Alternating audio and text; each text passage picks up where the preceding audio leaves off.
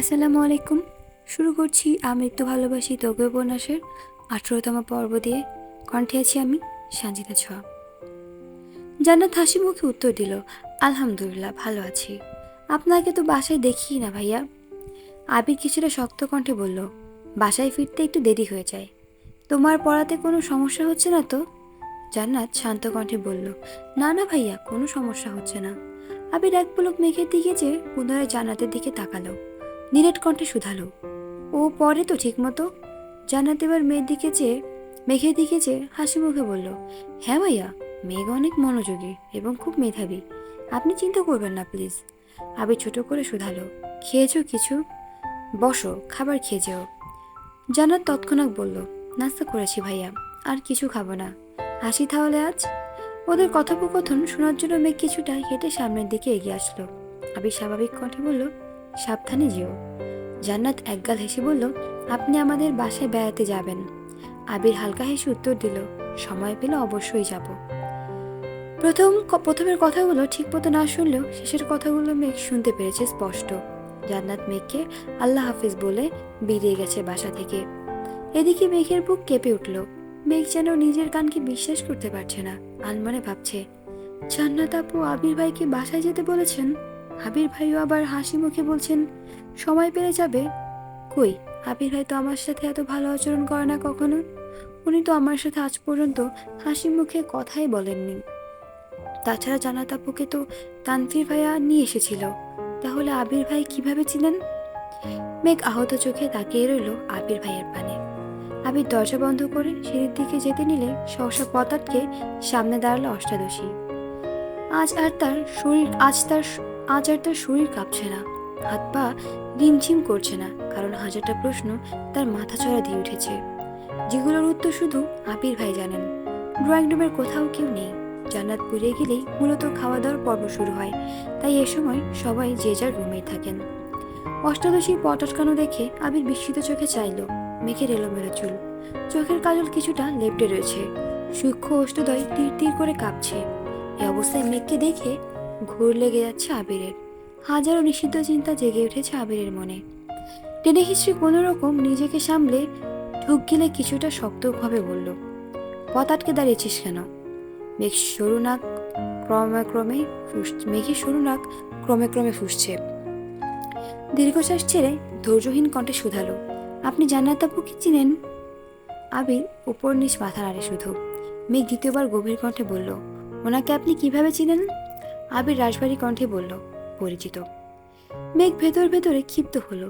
অষ্টাদশীর চেহারা পড়তে পড়তে ঘনিয়ে আসে মেঘ। এক সমুদ্র অভিযোগ মাথাচড়া দিয়ে উঠেছে। একে গায়ের রং ফর্সা, তার উপর রাগে গাল দুটো লাল হয়ে আছে মেঘের। দেখে মনে হচ্ছে টোকা দিলেই গাল বেয়ে রক্ত পড়বে।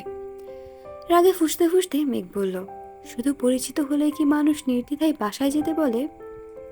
তুই আমার কাছে কৈফিয়ত চাচ্ছিস মেঘ? জল শক্ত করে প্রশ্ন করলো আবির। মেঘ আজ আবিরের শক্ত কণ্ঠ শুনে আতকে উঠছে না, কারণ অষ্টাদশীর আজ মাত্রাতিরিক্ত রাগ উঠে গেছে। অতিরিক্ত রাগলে মানুষের বোধ শক্তি হারিয়ে যায়। তাছাড়া মেয়ে মানুষের রাগ তো লিমিট ছাড়া। যখন রাগ হয় তখন দুনিয়ার কোনো কিছু দিয়েই শান্ত করা যায় না, যতক্ষণ না নিজে থেকে শান্ত হয়। মেঘের নাকের ডগায় ঘাম জমে আছে, কপাল ঘামতে শুরু করেছে ধীরে ধীরে। নিস্তব্ধ হয়ে দাঁড়িয়ে রইল অষ্টাদশী। কয়েক মুহূর্ত পর নিরেট কণ্ঠে শুধালো, আপনি ওনার বাসায় যাবেন? আবির তীক্ষ্ণ দৃষ্টিতে চেয়ে রইল। গুরুভাব কণ্ঠে বলল, প্রয়োজন হলে যাব। মেঘ চোখ গোল গোল করে চাইল। মেঘের ভেতর হাজারটা প্রশ্ন ছুটছে এদিক সেদিক। মেঘের নিরাপত্তা দেখে আবির গুরুভাব কণ্ঠে জবাব দিল, তোকে আপাতত এসব নিয়ে ভাবতে হবে না, পড়াশোনায় মনোযোগ দে। তুই এখনো অনেক ছোট, সময় হলে সব জানতে পারবি। মেঘ দীর্ঘশ্বাস ফেলে রাগান্বিত কণ্ঠে বলা শুরু করলো, আপনারা যা খুশি করতে পারেন, যা খুশি বলতে পারেন, তাতে আমার কিছু হয় না।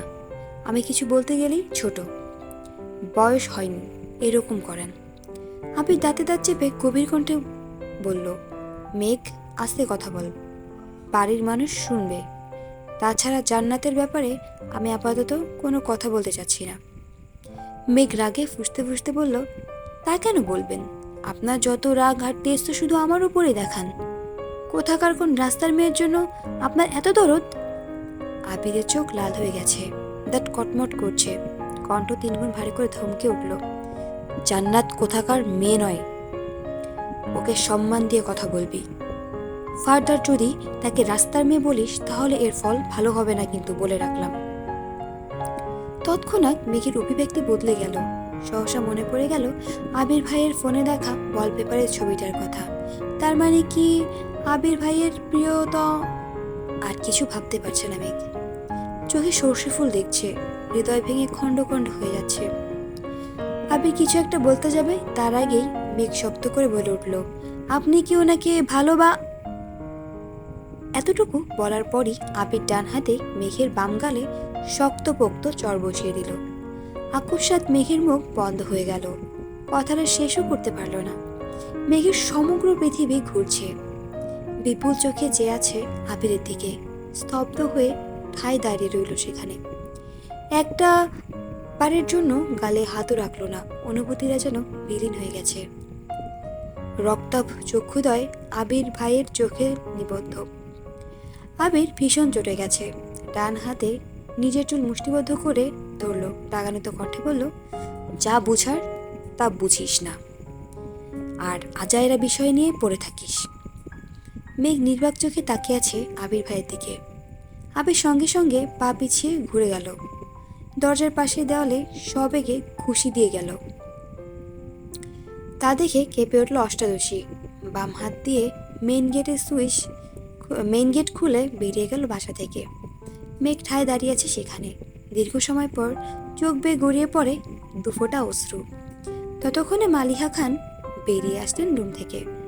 মালিহা খান মেঘকে দরজামুখী দাঁড়িয়ে থাকতে দেখে প্রশ্ন করলেন, কিরে, এভাবে দাঁড়িয়ে আছিস কেন? ক্ষুধা লাগছে? মেঘ কিছুটা নড়ে উঠল, বড় আম্মুর দিকে না ঘুরে শীতল কণ্ঠে বলল, না। তারপর পড়ার রুম থেকে বইগুলো নিয়ে সিঁড়িতে উঠতে লাগলো। আকলিমা খান মেঘকে যেতে দেখে রাখলেন, মেঘ, খাবি না? মেঘ গম্ভীর কণ্ঠে বলল, ক্ষুধা নেই। মেঘ রুমে এসে হাতের বইগুলো ছুঁড়ে ফেলে দেয় বিছানায়, তারপর দরজা আটকে নিজেও বিছানায় লুটিয়ে পড়ে। মেঘের বুক ভেঙে আসে আকাশ সমকষ্টে, চোখ বেয়ে অনর্গল নোনাজল গড়িয়ে পড়ছে। নিজেকে সান্ত্বনা দেওয়ার কোনো ভাষা নেই অষ্টাদশীর। যে আবির ভাইয়ের থাপ্পড়ের ভয়ে গত একটা মাস আবির ভাইয়ের চোখে চোখ রেখে কথা বলেনি, আবির ভাই যা বলেছে চুপচাপ মেনে নিয়েছে, নিজের রাগ, জেদ আর অভিমান আবির ভাইয়ের পদাতলে চাপা দিয়ে দিয়েছিল, সে আবির ভাই কি না 1 মাস হওয়ার আগে তাকে থাপ্পড় মারলো, তাও আবার কোথাকার কোন মেয়ের জন্য। এত শক্তপোক্ত চড়ে এখনো মুখের বাম পাশে ব্যথা করছে মেঘের। শোয়া থেকে উঠে আয়নার সামনে দাঁড়ালো, বাম গালে 5 আঙুলের দাগ হয়ে আছে, রক্তবর্ণে সেই পাংশু। নিজের বিধ্বস্ত ধৃষ্টতা দেখে আতকে ওঠে মেঘ। মুখমণ্ডলের ন্যায় অষ্টাদশীর কোমল হৃদয়টাকেও চূর্ণ বিচূর্ণ করে ফেলেছেন অনুভূতিহীন কাঠখোট্টা আবির ভাই। মেঘ আয়নার দিকে তাকিয়ে রইল কয়েক মুহূর্ত, আনমনে কি ভাবছে কি জানে। যে অষ্টাদশীর মনটাকে কাচের ভাঙা গ্লাসের মতো হাজারো টুকরোতে পরিণত করেছে, কোথায় সে দুর্হ পুরুষ? আবির বাসা থেকে বেরিয়ে বাইক স্টার্ট দিল। কি কাগজ নিতে এসেছিল সেসব ভুলে গেছে। স্পিডে বাইক চালিয়ে আসলো নিজের অফিসে। কোনো দিক না তাকিয়ে সোজা নিজের রুমে চলে গেল। কিছুক্ষণ পর রাসেল একজন স্টাফকে জিজ্ঞাসা করলো, আবির স্যার কি এখনো আসেনি? স্টাফ সঙ্গে সঙ্গে উত্তর দিল, স্যার তো কিছুক্ষণ আগেই চলে এসেছেন। কি বলো, আবির আসছে অথচ আমায় ফাইল দিল না? চিন্তিত স্বরে বলল রাসেল। তৎক্ষণাৎ খাটা দিয়ে আবিরের রুমের দিকে যায়। আবিরের রুমের দরজা ধাক্কা দিতেই চোখে পড়ল বিধ্বস্ত রুম। যেন কিছুক্ষণের মধ্যে ঘূর্ণিঝড় বয়ে গেছে এই রুমটার উপর দিয়ে। হেলমেট ভেঙে পড়ে আছে ফ্লোরে, কাগজপত্র ছড়িয়ে ছিটিয়ে আছে সম্পূর্ণ রুমে, সেগুলো এলোমেলো উঠছে ফ্যানের বাতাসে। চেয়ারে পড়ে আছে কাত হয়ে। আবিরকে দেখা গেল না। আবিরকে দেখার জন্য রাসেল দরজায় দাঁড়িয়ে উঁকি দিল ভেতরে। দরজার পাশের দেওয়ালে আবির অহিতেচ্ছা অনবরত ডান হাতে ঘুষি দিয়েই যাচ্ছে। বিষয় চোখে চাইল রাসেল। 1 সেকেন্ড দেরি না করে ছুটে গেল আবিরের কাছে, চেষ্টা করলো আবিরকে থামানোর, কিন্তু ব্যর্থ হলো। 6 ফুট লম্বা শক্তিশালী সুঠামদেহী আবিরের সাথে 5 ফিট 7 ইঞ্চি লম্বা রাসেলের শক্তি কোনো মতেই কুলালো না। চেষ্টা ব্যর্থ হওয়ার দরজা পর্যন্ত দৌড়ে যায় রাসেল আর চিৎকার দিয়ে ডাকে, রাকিব, এদিকে আয়। ভয়ঙ্কর সে পুরুষের চিৎকার শুনে রাকিব সহসা দৌড়ে আসে। সাথে ছুটে আসা অফিসের কিছু স্টাফ আর কর্মচারী। রাকিব আর রাসেল টেনে হিঁচড়ে আবিরকে দেওয়াল থেকে দূরে সরিয়ে আনলো। আবিরের চোখে মুখে ক্রোধ স্পষ্ট প্রতীয়মান হচ্ছে। শ্যামবর্ণের মুখবিবর পরিবর্তন হলো ঘুটঘুটে আধারে। উস্কুস চুলগুলো এলোমেলো হয়ে আছে। ঘামে ভেজা কপাল লেপ্টে আছে সামনের দিকে চুলগুলো। পরনের সাদা শার্ট ঘামে ভিজে লেপ্টে আছে গায়ের সাথে।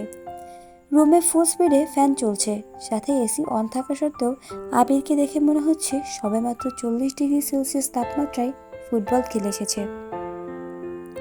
রাকিব মাটিতে কাত করে থাকা চেয়ারটা এক হাতে তুলে আবিরকে জোর করে বসালো। আবিরের হাতের দিকে চাইলো। নিরবিচ্ছিন্ন ঘুষির কারণে আঙুলের হাতের কয়েক জায়গায় কেটে রক্ত পড়ছে। আবির তৎক্ষণাৎ ঘাড় ঘুরিয়ে তাকালো দেওয়ালে। সাদা রঙের দেওয়ালের কিছুটা অংশ বেয়ে রক্ত গড়িয়ে পড়ছে ফ্লোরে। রাকিব আঁতকে উঠে এক প্রকার চিৎকার দিয়ে বলল, রাসেল, ফার্স্ট এইড বক্সটা বের কর তাড়াতাড়ি। আবির এখনো জোর করছে চেয়ার থেকে ওঠার, কিন্তু রাকিব আর আবিরের পেট বরাবর শক্ত করে চাপড়ে ধরে। পিতা ভাব কণ্ঠে আর্তনাদ করে উঠল। তপ্তস্বরে শুধালো, কি হয়েছে তোর? এমন করছিস কেন আবির? আবির সাহসে চিৎকার দিয়ে বলল, ছাড় আমাকে। আবিরের রুষ্ট কণ্ঠের চিৎকারে কিছুটা নড়ে উঠল রাকিব, কিন্তু তারপরও ছাড়ল না। পুনরায় শান্ত কণ্ঠে বলল, কেন পাগলামি করছিস আবির? রাগটা একটু কমা প্লিজ। কি হয়েছে বল আমায়। আবির দ্বিতীয়বার চেয়ার থেকে ওঠার চেষ্টা করে, কিন্তু এবার রাকিব আর একটু শক্ত করে আবিরকে চেপে ধরে। নিরেট কণ্ঠে বলল, মাথা ঠান্ডা কর আবির। আবির ব্যর্থ হয়ে বসে পড়ল চেয়ারে। আবিরের রক্তবর্ণের চোখ বেয়ে গড়িয়ে পড়ল ক্রোধ মিশ্রিত এক ফোঁটা জল। রাসেল ফার্স্ট এইড বক্স নিয়ে আসছে। দরজায় দাঁড়ানো দু একজন প্রশ্ন করেছে, কি হয়েছে স্যার, কি হয়েছে স্যারের? কোনো সমস্যা স্যার? আবির তাদের প্রশ্নে বিরক্ত হয়ে অগ্নিদৃষ্টিতে চাইল। সঙ্গে সঙ্গে নীরব হয়ে গেল জনতা। রাকিব রাসেলের দিকে চেয়ে শান্ত কণ্ঠে বলল, তুই সবাইকে নিয়ে ওই দিকে যা, আমি আছি আবিরের কাছে। রাসেল চিন্তিত স্বরে বলল, কোনো প্রয়োজন হলে ডাকিস আমায়। রাকিব শুধু মাথা দুলালো। রাসেল এক সেকেন্ড দেরি না করে সবাইকে নিয়ে যার যার কাজে চলে গেল। আবির চলন্ত ফ্যানের দিকে মুখ তুলে চেয়ে আছে। সবাই চলে যাওয়ার পর রাকিব গভীর কণ্ঠে জিজ্ঞাসা করল, দেখ হাতটার কি অবস্থা করেছিস? আবির এক পলকে হাতের দিকে চেয়ে ক্রোধিত কণ্ঠে বলল, আমি মস্ত বড় ভুল অপরাধ করে ফেলেছি রাকিব। সেই অপরাধের কাছে আমার হাত কিছুই না। রাকিব কিছুটা চিন্তিত কণ্ঠে বলল, কি হয়েছে, কি করেছিস তুই? আবির কণ্ঠস্বর ভিজে আসছে। পুনরায় দুফোঁটা পানি গড়িয়ে পড়ল গাল বেয়ে। শীতল কণ্ঠে জবাব দিল, আমি একই ভুল পুনরায় করে ফেলেছি। রাকিব আতকে উঠে শুধালো, কি, তুই মেঘকে মেরেছিস? আবির দীর্ঘশ্বাস ফেলে শুধু। রাকিবের বুঝতে বাকি নেই যে আবির মেঘকে মারার ক্রোধে নিজেকে আহত করেছে। ভ্রু গুটিয়ে রাকিব বলল, কেন মেরেছিস? দীর্ঘশ্বাস ছেড়ে আবির বলল, আমার জান্নাতের সাথে কথা বলতে দেখে মেঘের মাথায় রক্ত উঠে গেছে। যা তা উল্টোপাল্টা বলা শুরু করেছে। আমি রাগ কন্ট্রোল করতে পারিনি। কি বলছিস আবির? জান্নাতের জন্য তুই মেঘকে মারলি? অবাক চোখে তাকিয়ে আছে রাকিব। আমি মেঘকে মারতে চাইনি, বিশ্বাস কর। ও এক পর্যায়ে প্রশ্ন করে বসলো, আমি জান্নাতকে ভালোবাসি কিনা। এই কথাটা সহ্য করতে পারিনি। রাকিব তপ্ত দৃষ্টিতে চেয়ে রইল। আবির বাম হাত দিয়ে কপাল থেকে চুলগুলো সরিয়ে মনের কষ্টে শুধালো, আমি এখন কি করব রাকিব? রাকিব দীর্ঘশ্বাস ফেলছে বারবার। কিছুটা ভেবে বলল, দেখ, এখন তো মেঘ আগের মতো নেই। এখন তো মেঘও তোর প্রতি পসেসিভ, এই জন্য তো আজকে এভাবে রিয়্যাক্ট করেছে। আমার মনে হয় না এই থাপ্পড়ের জন্য ও কথা বলা বন্ধ করবে। আবির খড়খড়ে কণ্ঠে উত্তর দিল, তুই তো জানিস মেঘ খুব জেদি। এটাই আমার একমাত্র ভয়ের কারণ। ও যদি একবার জেদ করে বলে আমার সাথে কথা বলবে না, তাহলে এই জীবনে আর কোনোদিনও কথা বলবে না। রাকিব কপাল গুটিয়ে প্রশ্ন করছে, বাই দ্য ওয়ে, কয়টা থাপ্পড় দিছিস? আবির তপ্তস্বরে বলল, একটা। রাকিব স্বাভাবিক কণ্ঠে বলল, তুই চিন্তা করিস না, কিছু হবে না। জান্নাতকে নিয়ে কিছু ভাবছিস? মেঘ কি আর পড়তে চাইবে ওর কাছে? আবির গম্ভীর কণ্ঠে জবাব দিল, দুদিন পর পর ওর জন্য টিচার কোথা থেকে খুঁজবো আমি? ওকে জান্নাতের কাছেই পড়তে হবে। রাকিব কোমল কণ্ঠে বলল, আচ্ছা, সেসব পরে দেখা যাবে। এখন চল হাসপাতালে যাই একটু। আবির তীক্ষ্ণ দৃষ্টিতে চেয়ে বলল, হাসপাতালে যাব কেন? আবির স্বাভাবিক কণ্ঠে বলল, এতটা কেটেছে, কোনো সমস্যা হয় যদি? ডাক্তার দেখালে ভালো হতো না? আবির সংকটজনক স্বরে উত্তর দিল, এটা আমার শাস্তি। রাকিব খুব ভালো করে জানে আবিরকে জোর করলে কোনো লাভ হবে না, তাই আর জোরাজুরি করেনি। রাকিব চিন্তিত স্বরে বলল, এখন কি বাসায় যাবি? দিয়ে আসবো তোকে? আবির এক পলক তাকালো দেওয়ালে লাগানো ঘড়ির দিকে। 10টা বাজতেছে। গম্ভীর কণ্ঠে জবাব দিল, কি করব বুঝতে পারছি না। মেঘের মুখোমুখি হওয়ার মতো সাহস পাচ্ছি না আমি। রাকিব জানালার দিকে চেয়ে বলল, বাহির তো বৃষ্টি, একটু ওয়েট কর তাহলে, বৃষ্টি কমলে আমি দিয়ে আসবো নে। আবির পকেট থেকে ফোন বের করে তানভীরকে কল করলো। প্রথমবারই রিসিভ হলো কল। তানভীর কল রিসিভ করে সালাম দিল। আবির সালামের উত্তর দিয়ে গম্ভীর কণ্ঠে প্রশ্ন করল, কোথায় তুই? তানভীর স্বাভাবিকভাবে উত্তর দিল, আমি তো পার্টি অফিসে। কেন ভাইয়া? আবির নিরেট কণ্ঠে জবাব দিল, এমনি। তানভীর চিন্তিত স্বরে বলল, কোনো সমস্যা ভাইয়া? তোমার কণ্ঠ এমন শোনাচ্ছে কেন? আবির গলা খাকারি দিয়ে কিছুটা স্বাভাবিক কণ্ঠে বলল, কোনো সমস্যা নেই, তুই কাজ কর, রাখছি। কল কেটে মোবাইল পকেটে রেখে বাম হাত কপালের উপর রেখে চেয়ারে হেলান দিল। রাকিব আর কিছু বলল না, চুপচাপ রুম থেকে বেরিয়ে গেল। এদিকে মেয়ে কিছুক্ষণ আয়নার সামনে নিঃশব্দে দাঁড়িয়ে থাকে। বাইরে বিদ্যুৎ চমকাচ্ছে, সাথে গুঁড়ি গুঁড়ি বৃষ্টি পড়ছে। বারান্দার দরজা দিয়ে আসা শীতল হাওয়ায় কেঁপে উঠল অষ্টাদশী। আয়নার দিকে দৃষ্টি সরিয়ে বেলকনির দিকে তাকালো। ধীর গতিতে হেঁটে গেল বেলকনিতে। গিল ধরে দাঁড়িয়ে তাকিয়ে আছে দূরের ল্যাম্পপোস্টের আলোর দিকে। ক্ষণে ক্ষণে বৃষ্টির মাত্রা বাড়ছে। বাতাসের সাথে বৃষ্টির ছিটে ফোঁটা পড়ছে মেঘের চোখে মুখে। আজ আর হাত বাড়িয়ে বৃষ্টি ছোঁয়ার চেষ্টা করছে না অষ্টাদশী। বেশ কিছুক্ষণ দাঁড়িয়ে রইল বেলকনিতে। হঠাৎ ভেতরটা ছটফটিয়ে ওঠে। নিচের ভেতরে থাকা এক আকাশ সম অভিযোগ কাউকে বলতে ইচ্ছে করছে মেঘের। বৃষ্টির পানি আপন গতিতে পৃথিবী বুকে লুটিয়ে পড়ছে। তা দেখে মেঘের ইচ্ছে করছে মনের মধ্যে পুষে রাখা চাপা কষ্টগুলো খোলা আকাশের নিচে দাঁড়িয়ে সৃষ্টিকর্তাকে জানাতে। কষ্ট শেয়ার করলে নাকি মন হালকা হয়। যে অষ্টাদশী গত 17 বছরের রাতের বেলা একা ছাদে যায়নি, সেই অষ্টাদশী আজ রাত 9টার পর একা ছাদে চলে গেছে। ছাদে পা দিতেই ভারী বর্ষণে কয়েক সেকেন্ড ভিজে যায় মেঘ। হাত খোপা করা চুলগুলো খুলে যায় সহসা। বৃষ্টির পানি তোপে ধীরে ধীরে কোমর ছাড়িয়ে নিচে নামতে থাকে চুল। মেঘ আশেপাশে তাকাচ্ছে। দূর দূরান্তে উঁচু উঁচু বিল্ডিং এর ছাদ থেকে হালকা আলো ভেসে আসছে মেঘের ছাদে। লাইটের আলোর প্রভাবে গাছ ভর্তি ছাদের এদিক সেদিক গাছের ছায়া পড়ে আছে। কিছু কিছু জায়গা দেখে মনে হচ্ছে ভূতেরা বসে মিটিং করছে। মেঘের দৃষ্টি সেদিক পড়তেই কিছুটা কেঁপে ওঠে। তবে ঘন ঘন বিদ্যুৎ চমকানোতে বুঝতে পারে এগুলো গাছের ছায়া। বিদ্যুৎ চমকানোর সঙ্গে সঙ্গে মেঘও সম্পূর্ণ ছাদে হাঁটছে। হাঁটতে হাঁটতে ছাদের একপাশে রাখা বেতের সোফাগুলোর একটাতে বসে পড়ল। হেলান দিয়ে বসাতে চুলের কম অর্ধেকটা অংশ ছাদের ফ্লোরে পড়ে আছে। মেঘ আকাশের পানে তাকিয়ে বলা শুরু করলো, আল্লাহ, আমার জীবনে তো হিটলার স্বভাবের ব্যক্তির কোনো অস্তিত্ব ছিল না, তাহলে কেন তুমি ওনাকে আমার সামনে নিয়ে আসলে? এই অনুভূতিহীন মানুষটা কেন আমার জীবনের সাথে জড়িয়েছে? উনি যদি অন্য কাউকে ভালোবাসেন, তাহলে কেন আমায় ওনার প্রতি দুর্বল বানিয়েছ? আমি এখন কি করব? একসাথে প্রশ্নগুলো করে কয়েক মুহূর্ত নীরব থাকে। পক্ষী পল্লবে অনর্গল নোনাজল গড়িয়ে পড়ছে। তার সাথে বৃষ্টির পানি মিশে কানের নিচ দিয়ে বেয়ে যাচ্ছে আপন গতিতে। বেশ খানিকটা সময় নীরব থেকে শীতল কণ্ঠে শুধালো, আমি কি কখনো কারো প্রিয় হতে পারবো না?